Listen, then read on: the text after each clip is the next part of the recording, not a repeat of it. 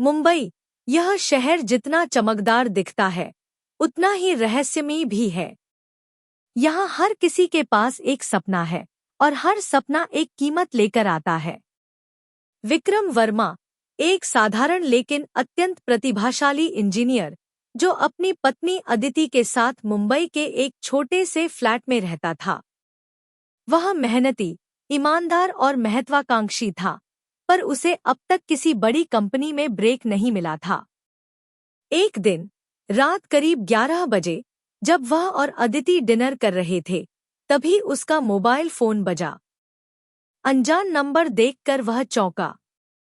Hello, Vikram बोल रहे हैं, एक महिला की आवाज आई। जी, मैं विक्रम। आप कौन? मैं मेघा इंटरनेशनल कंपनी से रिया बोल रही हूँ। हमारी चेयरपर्सन मैम आपसे एक जरूरी प्रोजेक्ट डिस्कशन करना चाहती हैं। कल रात 9 बजे आप उनके बंगले पर आ सकते हैं क्या? विक्रम चौंक गया। इतनी बड़ी कंपनी? चेयरपर्सन का बंगला? रात 9 बजे? उसने थोड़ी झिझक के बाद हाँ कह दिया। अदिति ने जब पूछा तो उसने हंसते हुए जवाब दिया, शायद किस्मत का दरवाजा खुल रहा है। अगली रात विक्रम जैसे ही उस बंगले पर पहुंचा, उसकी भव्यता देख वह स्तब्ध रह गया।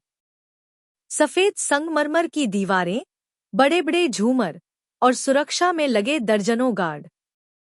उसे अंदर ले जाया गया।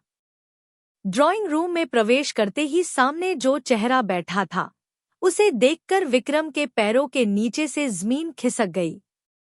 वो कोई और नहीं बल्कि अनन्या सिंह थी, उसकी कॉलेज की प्रेमिका, जिसे वह आज तक भूल नहीं पाया था।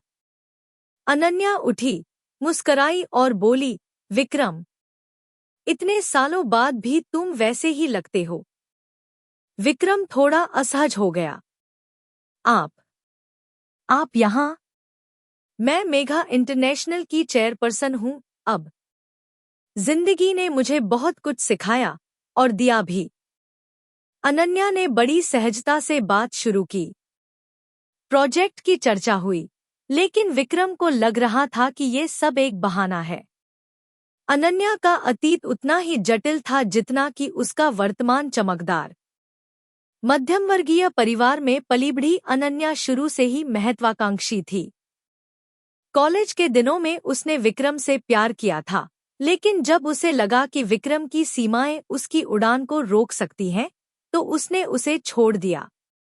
उसने तय कर लिया कि वो किसी भी कीमत पर सफल होगी, और उसकी यह कीमत थी उसकी मासूमियत, उसकी भावनाएं, उसका प्रेम।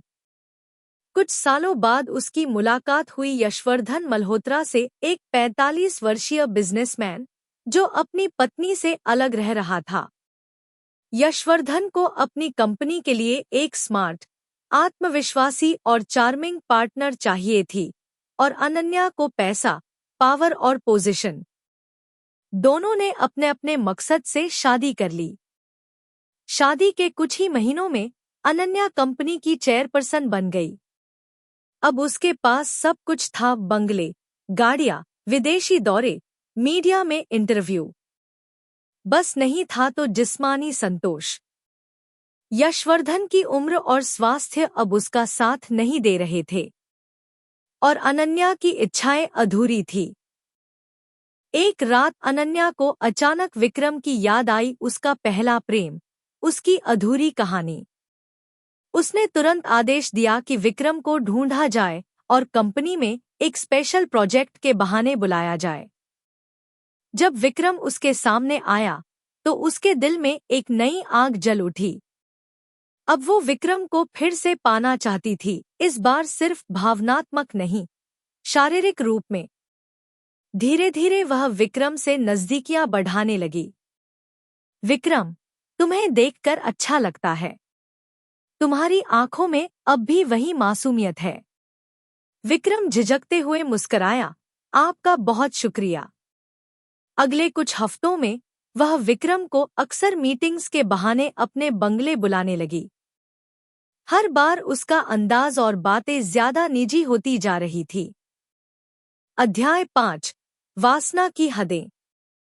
एक शाम जब विक्रम बंगले पर पहुंचा तो अनन्या ने वाइन ऑफर की।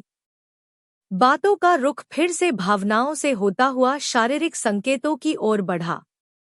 अनन्या ने उसका हाथ पकड़कर कहा, एक रात, सिर्फ एक रात मेरे साथ गुजारो और मैं तुम्हें 1 करोड़ रुपए दूंगी। विक्रम सन्न रह गया। मैडम, आप मेरी बॉस हैं और मैं शादीशुदा हूं। ऐसा मत कहिए। अनन्या मुस्कुराई। शादी कोई जंजीर नहीं होती। किसी की चाहत पर हक जताना बुरा नहीं। विक्रम ने कड़ा रुख अपनाया। मैं यह नहीं कर सकता। प्लीज मुझे जाने दीजिए। अनन्या ने कोई जवाब नहीं दिया। उसने पानी लाने का बहाना किया और अंदर चली गई।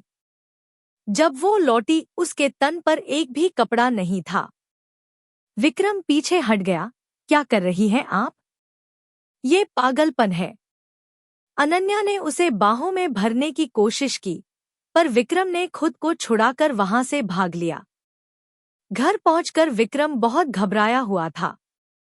उसने सारी बात अदिति को बताई।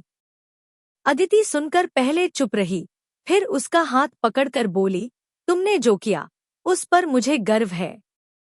अब वक्त है कि हम उसका असली चेहरा सबके सामने लाएं। दोनों ने वकीलों से बात की और अनन्या के खिलाफ केस दायर किया, मानसिक उत्पीड़न और यौन उत्प्रेरण का। अनन्या ने इस मामले को दबाने की बहुत कोशिश की, पर मीडिया तक बात पहुंच चुकी थी। अब देश भर की निगाहें इस केस पर थी।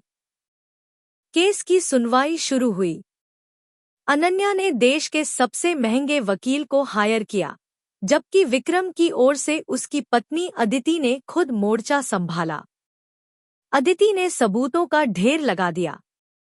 कॉल रिकॉर्डिंग जिसमें अनन्या ने विक्रम को बुलाया था, कमरे की छुपी ऑडियो रिकॉर्डिंग, सीसीटीवी फुटेज जिसमें अनन्या कमरे से नग्न अवस्था में बाहर आती है, सिक्योरिटी गार्ड का बयान जो उस रात बाहर खड़ा था, विक्रम की मेडिकल और मानसिक स्थिति की रिपोर्ट। कोर्ट में विक्रम ने गवाही दी, मैंने उसे कभी धोखा नहीं दिया, लेकिन उसने अपने स्वार्थ और वासना के लिए मेरा इस्तेमाल करना चाहा। मैं झुक सकता था, लेकिन मैं टूटा नहीं। अदिति ने अपनी जिरह में कहा, हम नारी सशक्तिकरण की बात करते हैं, लेकिन जब एक महिला अपनी शक्ति का दुरुपयोग करती है, तब वो हर उस महिला को कमजोर करती है जो न्याय के लिए लड़ रही है। सभी सबूतों और गवाहों के आधार पर कोर्ट ने अनन्या को दोषी करार दिया। उसे 3 साल की सजा और भारी जुर्माना सुनाया गया। उसकी कंपनी ने उसे चेयरपर्सन के पद से हटा दिया। मीडिया में उसका नाम, फोटो और सारे सच उजागर हो चुके थे। अनन्या अकेली, अपमानित और टूटी हुई रह गई। विक्रम और अदिति कोर्ट से बाहर आए। मीडिया ने घेर लिया। विक्रम ने बस इतना कहा, इंसान की आत्मा को खरीदा नहीं जा सकता, न प्रेम को, न इज्जत को। अदिति ने उसका हाथ थामा और दोनों मुस्कुराते हुए अपनी नई जिंदगी की ओर बढ़ गए। समाप्त। संदेश: जब महत्वाकांक्षा मर्यादा लांघती है, तब वह वासना में बदल जाती है, और जब वासना विवेक पर हावी हो जाती है, तब न्याय की तलवार चलती है। प्रेम, सम्मान और आत्मा ये बिकने की चीजें नहीं होती।